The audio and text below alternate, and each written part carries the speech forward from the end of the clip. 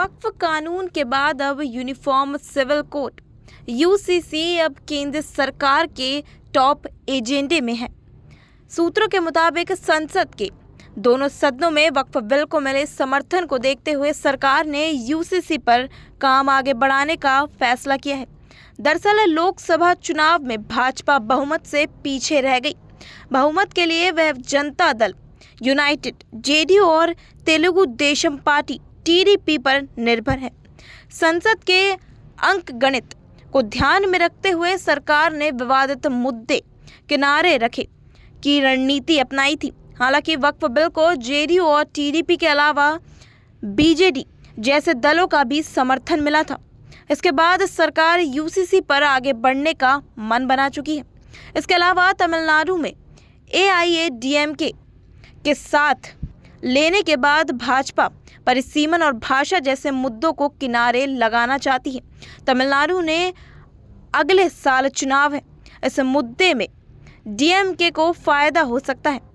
प्रधानमंत्री नरेंद्र मोदी ने 14 अप्रैल को हरियाणा में कहा, जब कांग्रेस को सत्ता का संकट दिखा उसने संविधान को कुचल दिया। संविधान की भावना है कि सबके लिए एक जैसी नागरिकता संहिता हो, जिसमें से सेक्युलर सिविल कोड कहता है। कांग्रेस ने इसे भी लागू नहीं किया। उत्तराखंड में भाजपा सरकार आने के बाद सेक्युलर सिविल कोड डंके की चोट पर लागू हुआ। संविधान को जेब में लेकर बैठे कांग्रेस के लोग उसका विरोध कर रहे हैं। जस्टिस ऋतुराज अवस्थी की अध्यक्षता वाले 22वें विधि आयोग ने यूसीसी का ड्राफ्ट तैयार करके सार्वजनिक राय के लिए जारी किया था। आयोग को इस पर करीब 1 करोड़ लोगों की राय मिली थी। 22वां विधि आयोग करीब 30 संगठनों से बातचीत कर चुका था, लेकिन आयोग का कार्यकाल खत्म होने से यूसीसी का अंतरिम ड्राफ्ट तैयार करने का काम ठंडे बस्ते में चला गया।